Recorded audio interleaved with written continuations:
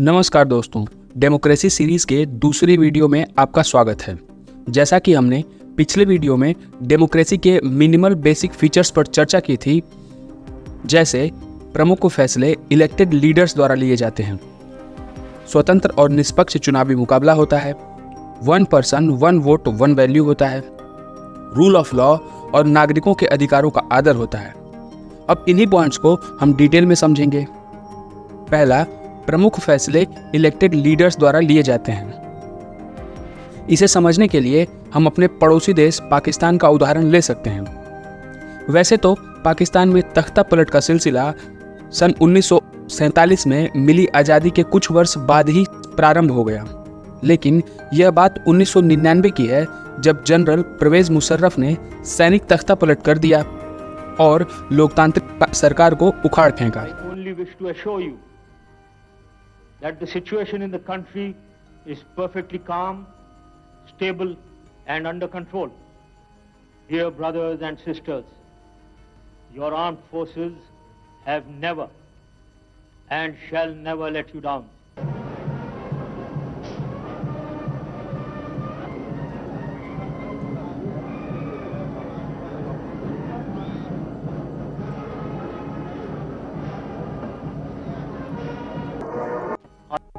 फिर मुशर्रफ ने खुद को चीफ ऑफ एग्जीक्यूटिव घोषित कर दिया, यानी वे पाकिस्तान के सर्वे सर्वा बन बैठे। लेकिन वे पाकिस्तान में अपने नियंत्रण और सत्ता को मजबूत और स्थायी करना चाहते थे। इसी के लिए उन्होंने खुद को पाकिस्तान का राष्ट्रपति घोषित कर दिया और लगे हाथों 2002 में एक जनमत संग्रह कराकर अपना कार्यकाल 5 वर्ष के लिए बढ़वा भी लिया। मुशर्रफ जनता की स्वीकृति पाने के लिए और अपनी सत्ता को लेजिटिमेट करने के लिए ये सब कर रहे थे।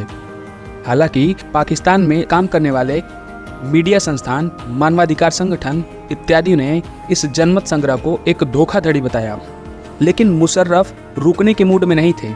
उन्होंने सभी दबावों और लोकतंत्र समाप्त करने के सभी गंभीर आरोपों को धता बताते हुए अगस्त 2002 में ही लीगल फ्रेमवर्क ऑर्डर कानून के माध्यम से पूरे संविधान को ही बदल दिया। अब नए संविधान के अनुसार वे यानी राष्ट्रपति मुशर्रफ नेशनल और स्टेट असेंबलीज को डिसॉल्व कर सकते थे। साथ ही एक फौजी सदस्यों की संस्था बनाई जानी थी जो मंत्रिमंडल के कामकाज की निगरानी करती।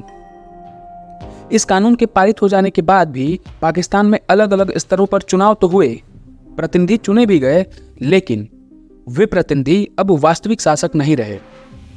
वे अंतिम फैसला नहीं कर सकते थे, जैसा कि एक लोकतंत्र में होता है, क्योंकि अब पाकिस्तान की सर्वोच्च सत्ता सेना और जनरल मुशर्रफ के पास थी, जहां अब फाइनल डिसीजन मेकिंग पावर्स लोगों द्वारा इलेक्टेड कैंडिडेट्स के पास नहीं रही, बल्कि सैन्य अधिकारियों और जनरल परवेज मुशर्रफ के पास चली गई। और इस तरह से पाकिस्तान ने लोकतंत्र की पहली बेसिक फीचर को खो दिया। वीडियो के अगले भाग में हम अन्य बिंदुओं को भी इसी प्रकार के उदाहरण से समझने का प्रयास करेंगे। तब तक के लिए धन्यवाद।